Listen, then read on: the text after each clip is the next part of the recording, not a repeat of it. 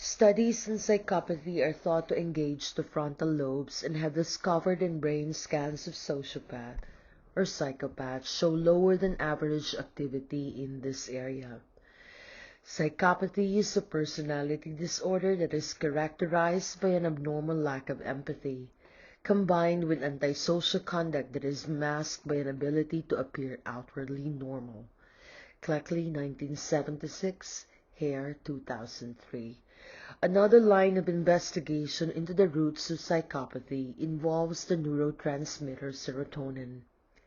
Conduct disorder and impulsiveness and aggression have been linked with lower than average levels of serotonin in the blood.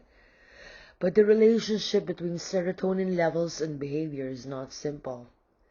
It is unlikely that brain levels of any neurotransmitter or biological abnormalities in any brain region alone can determine whether someone will be irresponsible, deceitful, callous, or violent.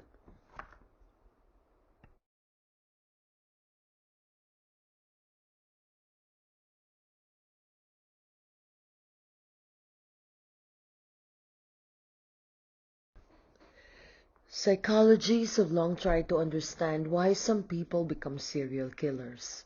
Is there a genetic component? Is the environment in which the person grows up more to blame for their behavior? Or is it a combination of factors that turn some people into terrifying killers? While every case is different, psychologists have tried to point to a variety of factors that might mold someone into a serial killer.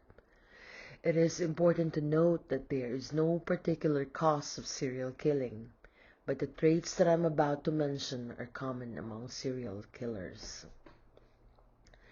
There are biological, social, and psychological underpinnings of this behavior. People that become serial killers are often intrinsically motivated by reasons they consider to be important. Serial killers occur amongst a variety of demographic groups, including people of different races, genders, ages, and religions. Serial killers who are motivated by sex typically begin to sexualize violence during childhood development.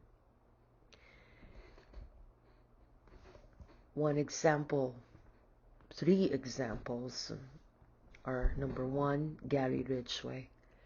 Claiming to have murdered as many as 80 women, Gary Ridgway, known as the Green River Killer for the Seattle, Washington location where many of his victims were discovered, was America's deadliest convicted serial killer when in 2003 he pleaded guilty to 48 counts of murder.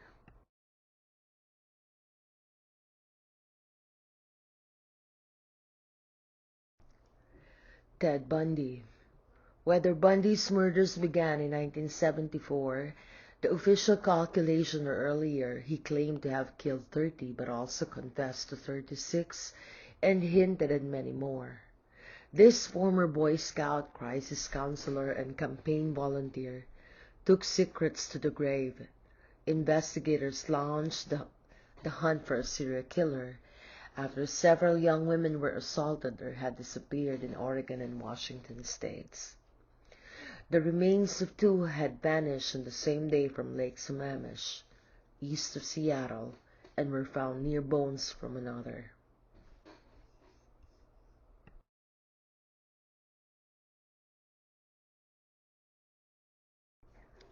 Russell Williams. He had no formal criminal record prior to 2007. Reports indicate that he began breaking into homes near his Tweed cottage in 2007 and near his Ottawa home in 2008. It seems he would scope out neighbors' homes, and if no one was home, he would enter and steal girls' and women's underwear and other personal items such as bathing suits, family photos, and personal items. The lurid details of his crimes were revealed in court. In one case, he broke into the home of a 12-year-old girl and spent almost 3 hours taking pictures of himself posing in her underwear, standing in front of a mirror with a pink piece of clothing draped across his erect penis, or laying in the bed masturbating. In another case, pictures revealed him lying in the bed of a 15-year-old girl, masturbating and holding a stuffed bear. Other photos revealed him licking or kissing underwear, some of which were blood-stained.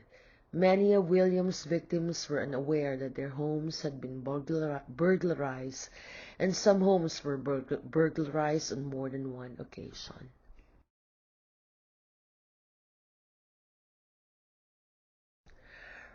Rauner, 1980, formulated the parental acceptance rejection theory, PART, which is a theory of socialization attempting to explain and predict the main consequences of acceptance or rejection on the part of the parents. It works with the cognitive, emotional, and behavioral development of the child, describing certain types of adult personalities and trying to account for different means which help some children to cope with the corrosive effects of parental rejection and emotional deprivation better than others. Furthermore, the theory treats the connection between parental rejection, acceptance, and expressive behavior in the society. Acceptance and rejection create a bipolar dimension in which every child can be placed.